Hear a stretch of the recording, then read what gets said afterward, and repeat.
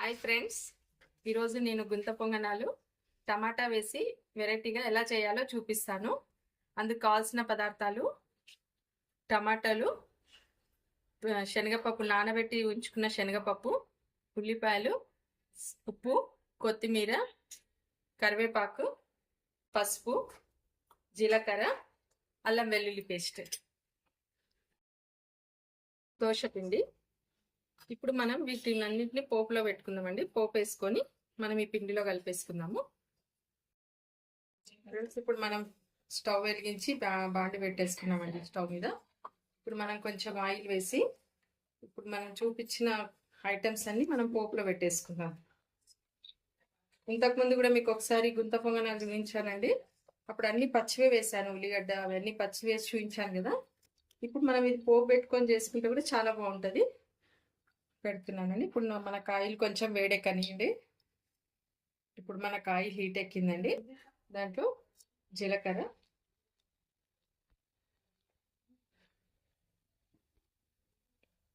కరివేపాకు,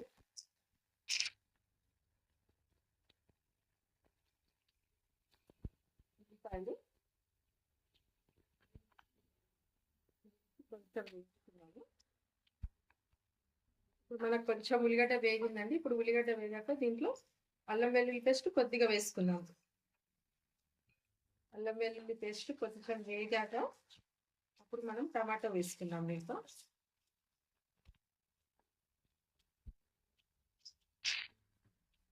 ఇప్పుడు మనకు అల్లం వెల్లుల్లి పేస్ట్ వేగిపోయిందండి. దీంట్లో మనం టమాటో వేసుకున్నాము.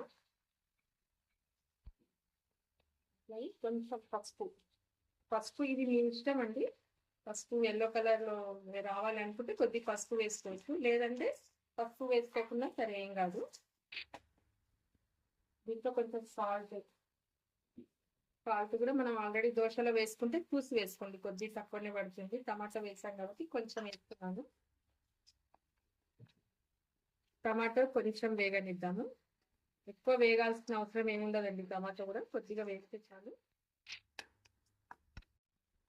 ఇప్పుడు మనకు టమాటో వేగిందండి. దీంట్లో టమాటా ఎక్కువ వేగనియద్దు, కొంచెం లైట్గా వేగిపోయింది. ఒక 1 మినిట్ వేయాలంటే టమాటోని. తర్వాత ఇప్పుడు పెసరపప్పు శనగపప్పు వేసుకుందాం. నానబెట్టి ఉంచుకున్నాం కదండి, ఆ శనగపప్పు.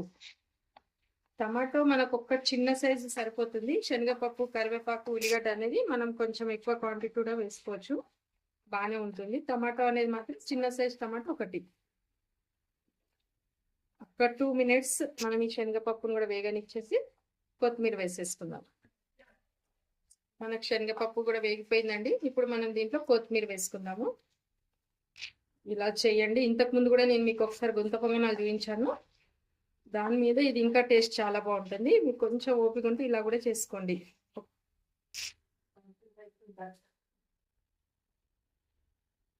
కొత్తిమీర వేసానండి, అయిపోయింది. అదే ఇందాక చెప్పాను కదండి, మీరు ఇంతకుముందు వీడియోలో గుంత పొంగనాలు చూపించాను కదా, అది పచ్చివాటితో చూపించాను, ఇది పోపు పెట్టి చూపించాను. ఇది కూడా చాలా బాగుంటుంది. ఇలా కూడా ఒకసారి వెరైటీగా చేయండి. అదొకసారి ఇదొకసారి, దోశలు ఒకసారి.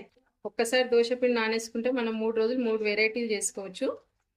ఫ్రెండ్స్, ఇప్పుడు మనం దీన్ని మొత్తము పిండిలో వేసేసుకుందాము. అలాగే మీరు చేసి కామెంట్ కూడా పెట్టండి, ఓకేనా ఫ్రెండ్స్? ఇప్పుడు మనం పోపు పెట్టుకున్న ఐటమ్స్ మొత్తము మనం దీంట్లో పిండిలో వేసేసుకుందామండి.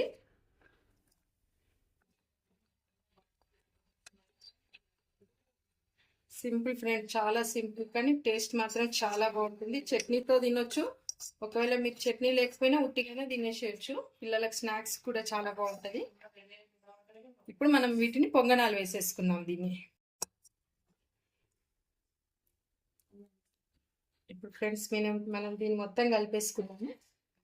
కలిపేసి పక్కన పెట్టేసి పొంగనాల పీట వేడి చేసుకొని పొంగనాలు వేసేసుకుందాం. ఇప్పుడు మనం స్టవ్ ముట్టించి మనం గుంతల పొంగనాల పైన పెట్టుకున్నామండి.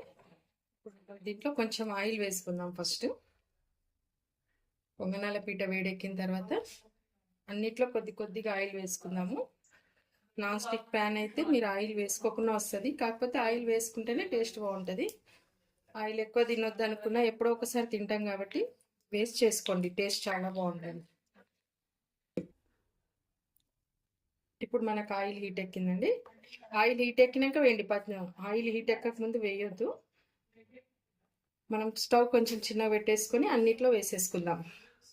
మంచిగా అడుగు నుండి కలిపేసి వేసుకోండి ఫ్రెండ్స్. ఎందుకంటే అడుగు కన్నీ మనకు పప్పులు ఉండిపోతాయి, శనగపప్పు ఉండిపోతుంది. అడుగు నుండి ఇలా కలిపేసి వేసుకోండి.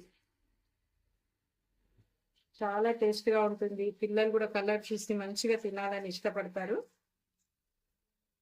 ఎప్పుడు ఒకేలా కాకుండా ఈ విధంగా కూడా ట్రై చేయండి. కామెంట్స్ పెట్టండి, లైక్ సబ్స్క్రైబ్ చేస్తుండండి ఫ్రెండ్స్. నా ఛానల్ని సబ్స్క్రైబ్ చేస్తుంటే నాకు కూడా ఇంకా వీడియోస్ చేయాలని ఉంటుంది. చేస్తూ ఉండండి.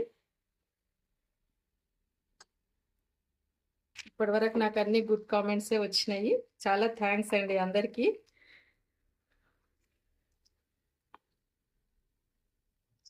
మనం ఇప్పుడు ఇలా వేసేసుకొని ఈ మూత పెట్టేసుకుందామండి. ఒక 5 minutes మరీ పెద్ద ఫ్లేమ్లో పెట్టొద్దు, మీడియం కానీ చిన్న ఫ్లేమ్లో కానీ పెట్టుకోవాలి. ఒక 5 minutes ఉంచుతాం మనం. చూద్దాం ఫ్రెండ్స్ కాలినేమో. ఓకే, ఇలా అవుతుంది. ఒకవేళ మీకు కొంచెం కాలనట్టుగా ఏమైనా అనిపించినా కొంచెం ప్రెస్ చేస్తే కూడా లోపల మంచి కాలిపోతుంది. ఇలా చేసుకోవచ్చు ఫ్రెండ్స్. ఇప్పుడు నా పొంగనాలు మొత్తం బాగా కాలిపోయినాయి. ఇప్పుడు మనం ఒక బౌల్లోకి తీసేసుకున్నామండి.